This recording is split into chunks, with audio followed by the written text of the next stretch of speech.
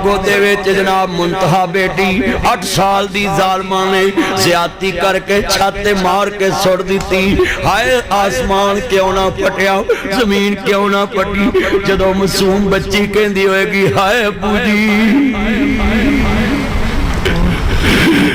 रब्बा की नेरी खुल गई है, तेरी खलकत तेनू भुल गई है। रब्बा की नेरी खुल गई है। जाओ जालमो लानत खट लीजे।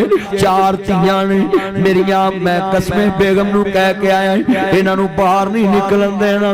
कोई चीज लेन वास्ते कोई आवे, कोई आइसक्रीम वाला आवे, कलियां बाहर नहीं जान देना। बाहर दरिंदे फिरदे पैने, शहरां विच दरिंदे आ गए।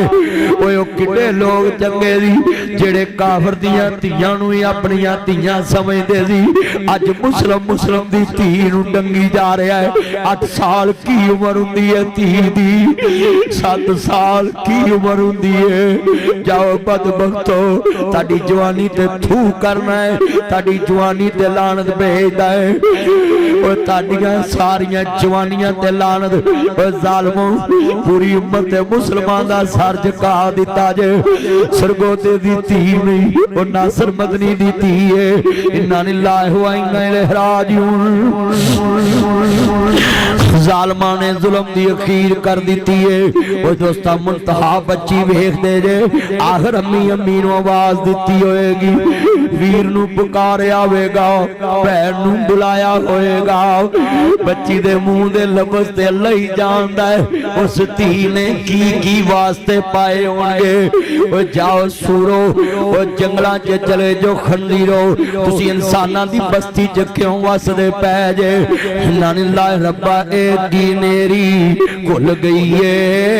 बच्चों मेरे वाल ए रब्बा की नेरी खुल गई है, तेरी खलकत तेनू भुल गई है।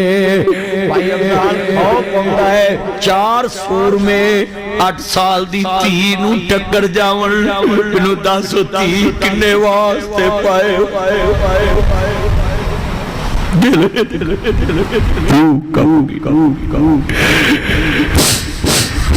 रूह कम गई है ना जालमा नू।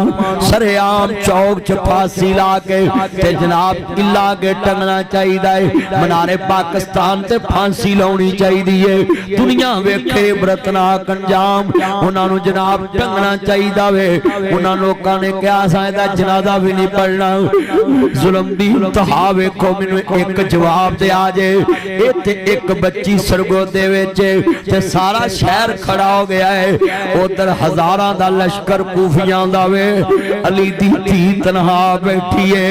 खानदान कट दिता सैयद आओ जेड़े वेले जनाब अर्ज करदा पिया वे। नन्हे शहजादे नू तीर लगाए। 6 महीने दा बचड़ा जन्नत दे सरदार दी गोद अंदर है। 6 महीने दा बच्चा है जन्नत दे सरदार दे। तुसी नोट कीता होवेगा, तवज्जो मेरे वाल, बड़ा वड्डा मैं जुमला कहन लगा वे। मैं दोस्ता बात करांगा, कमली वाले महबूब नू मनन वाले बैठे जे। अगले दिन मोमना इकबाल नाजी एक अदाकारा ते मैं क्लिप बनाया। जो मैं क्लिप बनाया जो मीडिया ते मैं सुनिया उन्हां दे नुमाइंदियां ने जो कहा मुखालफा नहीं ते मैं सुनिया मीडिया ते मैं बयान किया।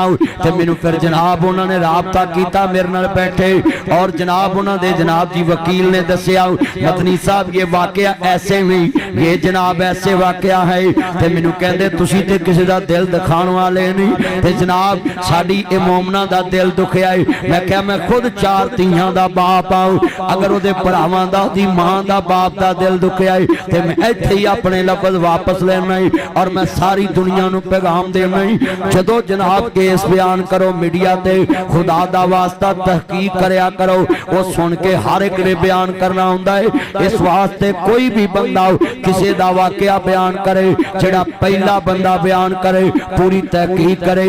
आखिर किसी दी हुंदी है, किसी दी भैन हुंदी, मां हुंदी है। और मैं उन्हां दी भैन रिमशा इकबाल और सब नूं कहांगा, अगर तुहाडा दिल इस गल तो दुखिया है कि मदनी साहब ने वो गल्लां क्यों कीतियां ने जिहड़ियां लोकां ने बगैर सबूत तो कीतियां है, ते बेटियों मैं मिंबर रसूल ते आऊं, मैं सिर्फ नसीहत करनी हुंदी है, लोकां नूं समझाउणा हुंदा है कि बच जाओ इन्हां लोकां तो, इन्हां नौजवानां तो, इन्हां मुंडियां तो बच जाओ, किसी नाल राबता ना रखो।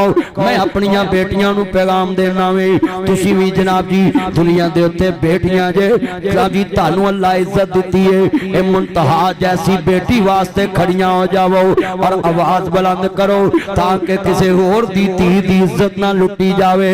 और मैं सब नूं कहांगा जरा सुनिए ध्यान दे नाल अर्ज करना चाह रहा मैं जनाब जी, दुनिया च किसी दी दिल आजारी नहीं करनी।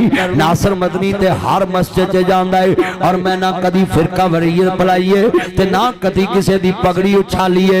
मेरा मिशन इको है कि कमली वाले दा दीन आम हो जाए। हाँ हाँ दुनिया दे लोगो, मैं अपने भाई अदनान हसन नूं, अवैस भट्टी नूं, जबरान भाई नूं, सब नूं कहांगा जिन्ने दोस्त अहबाब ने, सब दा मेरा ना ब्याला इहो ही पैगाम है कि मैं कदी भी दुनिया दे उत्ते अपने पेज ते अपने यूट्यूब दे उत्ते कदी ऐसी बात नहीं चाड़ी जिहदा मेरे कोल सबूत ना होवे। हाँ हाँ सुनिए जरा ध्यान देना, असी ते धीआं दे सिर ते कपड़े रखण वाले आं और इस मौके ते मैं उस अपनी नब जी धी नूं भी कहां